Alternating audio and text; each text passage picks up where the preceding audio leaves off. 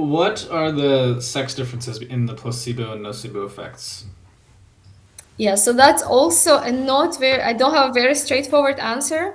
So That's if we okay. start looking at humans, there is a meta-analysis that looked at all studies together and compared men and women and males and females, and they found no difference.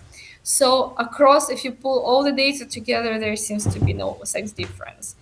There are some studies that find some differences, but it's not very convincing. At the same time, when we look at animals, we could study it more in animal model. What we found in our lab at McGill is that actually for nocebo effect, it seems that males are more susceptible for it, and but it depends on the intensity of stimuli that we give them.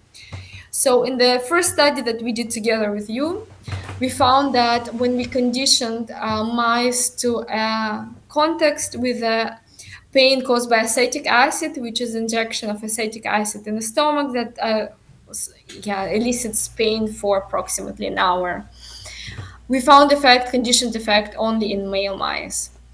And that was also done in one study before, also in our lab.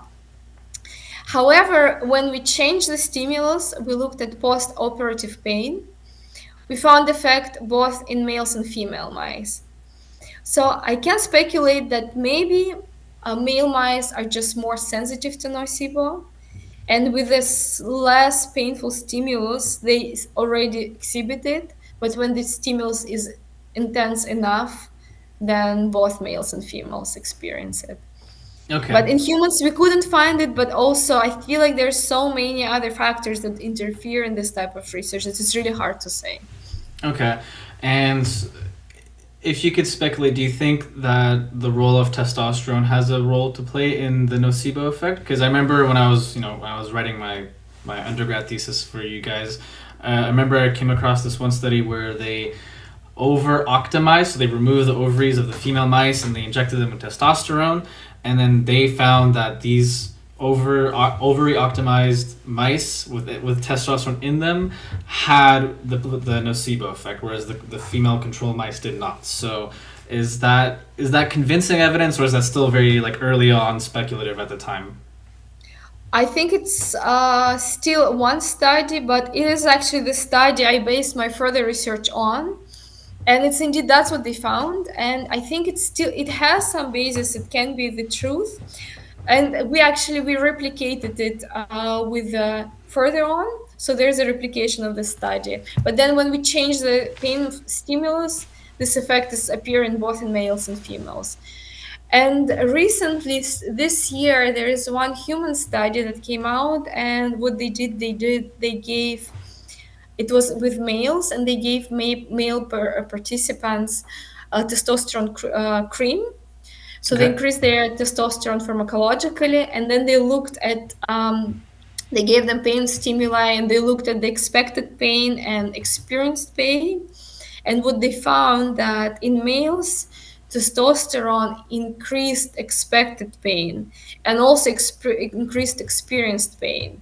So it seems that, and in that paper, they in the discussion they say that maybe testosterone is not really involved in pain perception per se, but it could be that it's involved in making people more vigilant to Mm. negative stimuli. Because if it makes you expect more pain, that's how in the end you can develop nocebo effect and experience more pain. So I could say we can see, so there was this initial study in the mouse model, but then now there is this study in the humans. So I think it will be very interesting to look into it further, and it could be that testosterone does play a role. Okay. Do you remember how much testosterone they were given? Like, was it a lot or was it a little?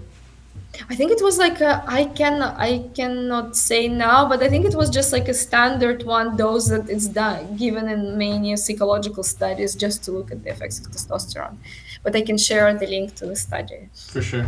Yeah, because I'm just thinking in like a sports context where some, sports have more like testosterone like supplementation than normal. and I'm just wondering if like those people would have a similar effect because a lot, they abuse it to the point of like it creates permanent deficits in their body in their endocrine system, and I'm wondering if that would have a thing or two, like especially in like the combat sports where they do that quite frequently, even though like they're taking pain all the time, but I guess they're conditioned to be used to that, so who knows. But it's a very interesting effect because now there's like a hormone that's taking place for something that's experienced cognitively, so there's more to be done, I guess, in that sense. Definitely, I think that's a sport is interesting example. Also because during sport, they probably you don't want to experience more pain. Yes. But the tricky part with all the hormones is that it's such a delicate balance, and it can be Hmm. that by increasing testosterone to a certain extent, you have this effect, but if you go over it, you can have opposite effect. So Yeah. that's why you really need to look into the dosages, of course.